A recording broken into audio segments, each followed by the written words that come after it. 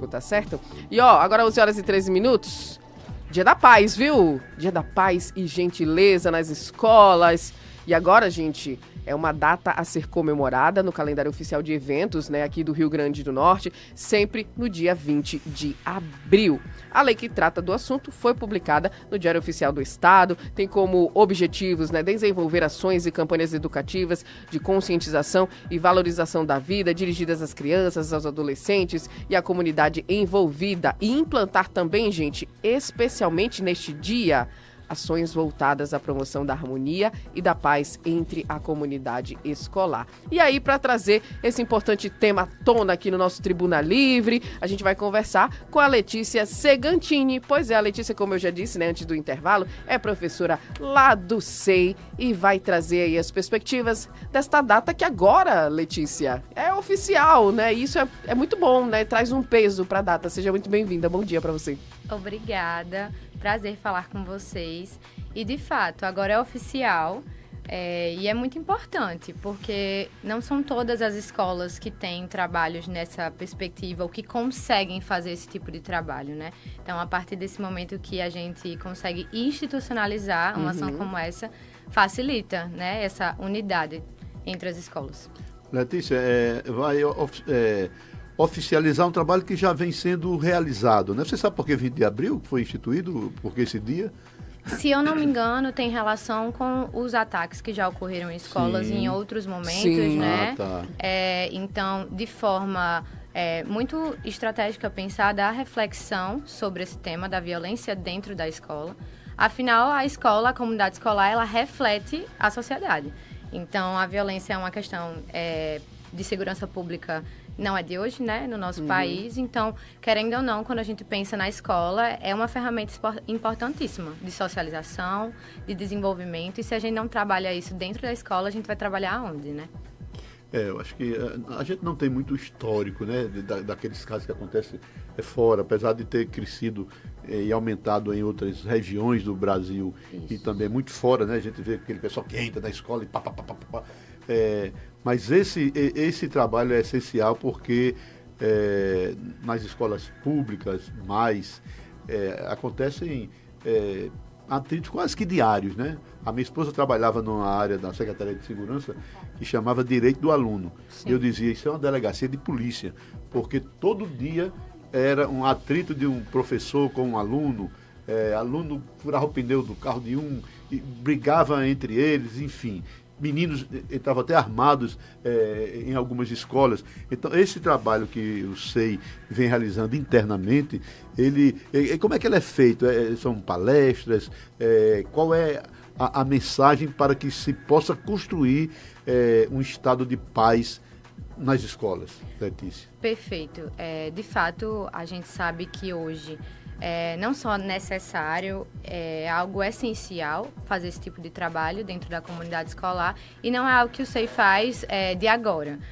A gente teve o dia 20 de abril, que de fato foi pensado pela comunidade escolar como uma ação, mas a gente já trabalha com esse tipo de ação há muito tempo.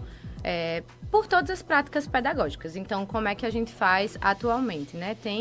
Temos o programa de habilidades socioemocionais do colégio desde 2017. Todas as turmas, desde a educação infantil até o ensino médio, têm acesso a aulas semanais para trabalhar as habilidades socioemocionais, porque a gente entende que os conteúdos pragmáticos, eles não são mais suficientes para trabalhar a formação e desenvolvimento desse ser humano, desse profissional que a gente quer para o futuro, que são as pessoas que vão estar trabalhando na educação futuramente, que vão estar pensando nas soluções para a nossa sociedade. Sim. Então, a gente precisa pensar nessa formação integral. E como falar de uma formação integral sem pensar em criatividade, inteligência emocional, trabalho em equipe, relações interpessoais e convivência ética. Então, eu preciso formar esse aluno a partir desse viés também. E, além disso, a gente tem um programa de saúde mental e bem-estar na escola. Hoje, o SEI é uma das escolas que mais contempla psicólogas escolares aqui na nossa região. E eu não tenho dúvidas que isso faz toda a diferença. Então, eu tenho hoje uma psicóloga escolar para a educação infantil, para o Fundamental 1, para o Fundamental 2, para o ensino médio. As demandas são muito diferentes, né, de acordo com a faixa etária. Eu já ia te perguntar justamente isso. Quais seriam essas principais demandas, assim, o que vocês observam, né? Seja na criançada ou nos adolescentes hoje em dia? Sim, perfeito.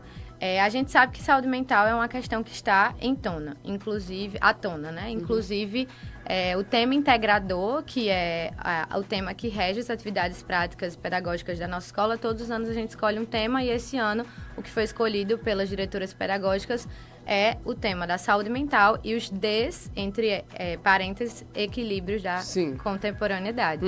Então, como eu falei, a escola já pensa em como trabalhar esse tipo de metodologia, de pensar nesse aluno para além da sala de aula.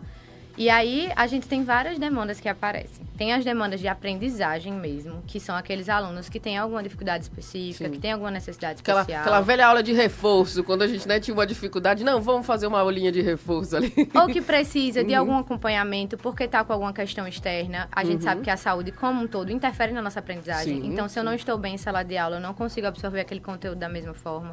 E aí a gente tem todo um programa de horário de estudo, organização da rotina, que a gente acompanha esse aluno mais individualmente. Temos o programa Estudando Certo, que é de como construir metodologias de estudar da melhor forma. Olha, que legal. Porque cada um aprende de uma forma, né? Existem Verdade. várias teorias que mostram isso, então a gente precisa contemplar todas essas formas de aprendizagem. Isso, eu mesmo tinha que ficar escrevendo, assim, era uma mania, estudava escrevendo, né, ao mesmo tempo, porque, eu também. Né, absorvia melhor ali o conteúdo. É bom, né, que o cérebro, quando você digita no celular, não absorve muita coisa não, mas escrevendo absorve mais. Que é algo que a gente vem trabalhando também, né? Apesar do celular ser uma ferramenta essencial, como é que a gente pode trazer... A gente anda esquecendo de escrever, né, Letícia? Eu acho que as pessoas... Não, você... Meus livros são todos riscados. Mas a gente tá falando dos alunos. Eu sou aluno, minha filha. Eu sou um eterno aprendiz. Alunos. Sim, e aí tem todas essas questões de aprendizagem, que é um foco, a gente tem que olhar para isso. E tem as questões de saúde em si. Então, hoje a gente sabe que os nossos adolescentes, principalmente, a gente vem em um mundo que existe uma exigência muito maior por um resultado, por uma produtividade, que isso não é a escola que impõe, é a contemporaneidade, justamente daí vem o tema. E a gente precisa pensar em como garantir que esse aluno tenha resultado, mas que ele esteja bem diante do seu autoconhecimento, da sua saúde mental mesmo. E aí, quando a gente pensa nisso, surgem as demandas de ansiedade, as demandas de algum tipo de adoecimento, e aí a gente precisa estar ao lado dessa família, ao lado desse aluno, e fazer esse acompanhamento mais individualizado mesmo. E não dá para fazer isso com uma psicóloga para 1.000 alunos, uma psicóloga para 2.000 alunos. É muito difícil. A gente sabe que, por muitos momentos, isso não foi uma prioridade, mas no SEI sempre foi. Então, eu estudei no SEI. Eu sou professora hoje e sou ex-aluna. E aí, para mim, é muito fácil falar da escola que eu também vivi como aluna, sabe? Qual foi o seu período lá? Eu terminei em 2018 o meu ensino médio. E estou concluindo agora a formação em psicologia, então sou professora de lá, estou com a equipe. Que maravilha. Eu considero que o SEI é não só minha escola, mas também toda a minha aprendizagem profissional foi lá. E é uma escola de referência mesmo nesse quesito, assim, eu não tenho dúvidas. Porque a gente precisa pensar, dessa criança que chega lá na educação infantil e vai ter as demandas de adaptação escolar, dos primeiros anos. Já começa aí o trabalho da habilidade social, do relacionamentozinho, com né? certeza. Tem menino que chega mordendo a orelha do outro. Exato, né? exatamente. É normal, né? Que dá um cascudo, puxa o cabelo, né? Que fica ali mais quietinho, ali com um comportamento mais... A convivência, né? A socialização, que é o principal papel da escola. A escola ensina o ser humano a conviver com as outras pessoas e, consequentemente, usar as aprendizagens mais técnicas a ser um profissional de excelência. Mas hoje a gente sabe que ser um profissional de excelência é saber conversar, é saber discutir, é saber resolver conflito. Então... Falar no rádio. É saber falar no rádio. Quando a gente menos espera, a gente tá aqui falando no rádio. Então, comunicação é também uma chave do processo.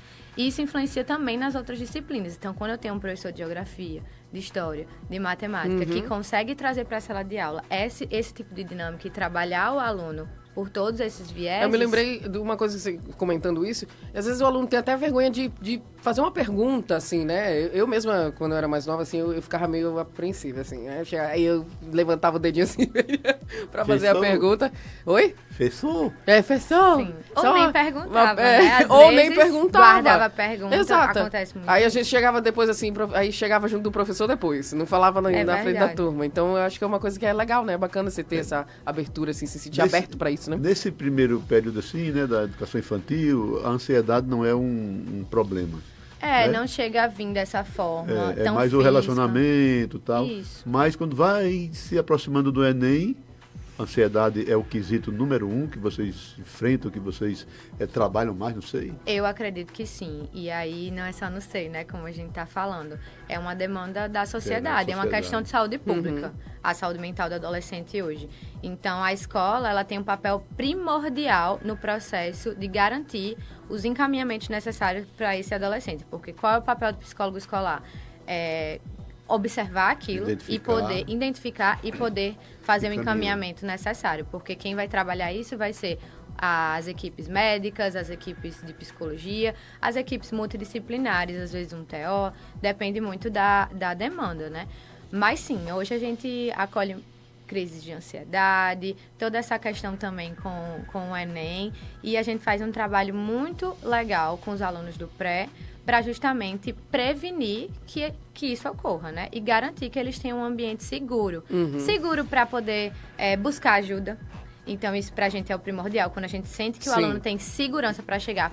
E não é só para a psicologia, tá? Esse trabalho ele é feito com toda a equipe pedagógica. Porque entende-se que ainda que a gente tivesse uma psicóloga para cada aluno, as demandas, elas acontecem. Então, a coordenação, que é muito bem preparada para esse processo, os professores, para poder identificar, conversar. Porque, às vezes, o aluno pode não me conhecer muito lá no colégio, mas conhece um professor, conhece uma pessoa do apoio e procura essa pessoa para poder desabafar, para poder conversar e pedir ajuda. E dos alunos para os alunos, Letícia, que tem muito isso também, né? Hoje em dia, a gente trabalha o aluno ali para, olha... Não é pra deixar um amiguinho sofrendo ali, né? Então, tem muito isso, né? Eu lembro de uma vez que a gente conversou sobre isso aqui e era muito pensando nessa gentileza do aluno para com o aluno, né? Exato, perfeito. Que é a convivência principal deles, né? Eles passam a maior parte do tempo, principalmente ali na adolescência, com os amigos. Isso. Mais do que até com a família. E muitos passam o dia todo na escola, então a gente precisa preservar ali essas relações entre eles.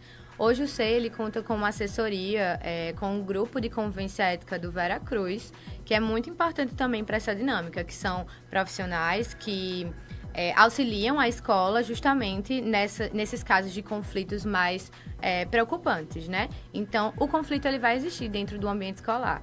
É um ambiente de relações, faz parte. E aí, o nosso papel é justamente poder resolvê-lo da melhor forma possível e garantir que eles aprendam com esse processo, né? De resolução, de relacionamento. Então, sim, a gente tem programas anti-bullying hoje, a gente tem protocolos, processos institucionalizados também, com todas as áreas de atuação, para poder garantir o acompanhamento desse tipo de caso, enfim.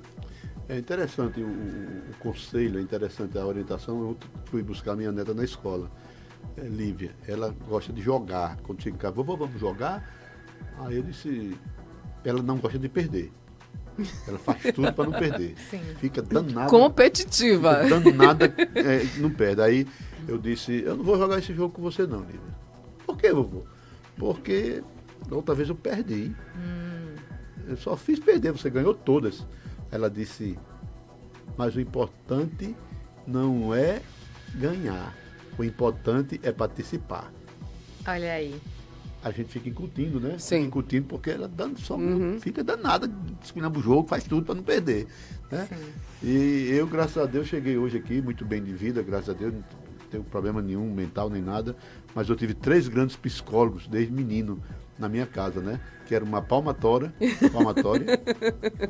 um chicote, uma corda pendurada lá no armador da rede. Só fazia mostrar assim pra você, né? Caroço de feijão Educação em cada joelho. pelo medo aí. Pronto. Foram 3 psicólogos que eu tive e funcionaram, né? Hoje não funciona mais não, hoje tem que ser o psicólogo mesmo. É o verdade. conselho, tal. E de fato, todos os extremos, nem É, quando evolução, eu solto né? demais, e nem quando eu vou para esse outro extremo, a gente já tem várias pesquisas aí que mostram que não funciona, né? E aí é justamente um trabalho que ele precisa se expandir para a família, nesse caso. Na orientação ali parental também, de acolhimento desses pais, muitas vezes, quando tem alguma questão mais específica.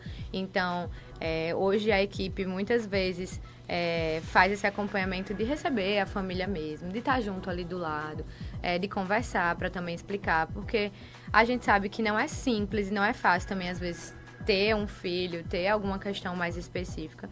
E um trabalho que eu acho que o SEI também faz grandemente é a questão da inclusão. Como um todo, de alunos com necessidades especiais, de pessoas com deficiência.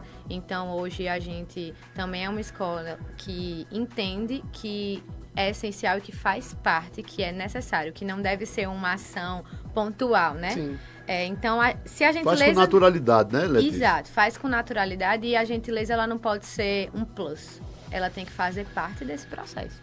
Então, eu estou falando de clima escolar, né? De como eu me sinto dentro da minha escola. E isso é essencial. E é importante tanto para o pessoa que tem alguma deficiência, como também para quem não tem. Porque é essa inclusão, né, que vai dar... Essa visão, essa convivência, né?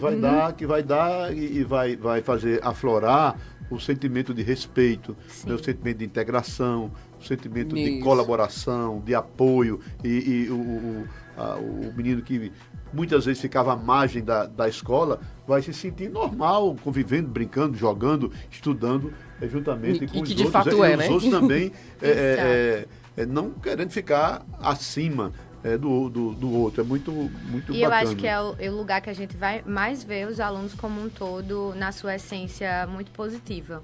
É quando chega realmente o diferente e a gente vê que o acolhimento ele é muito natural, como você bem disse. Então, isso é um motivo de orgulho muito forte para a escola. E, de fato, a gente consegue trabalhar muito em sala de aula também por meio das aulas semanais que a gente tem com todas as turmas, né? Então, eu sou professora hoje de 6º e 7º ano, educação infantil também. Então, eu tô desde os pequenininhos ali com 3, 4 anos, até com os pré-adolescentes e adolescentes.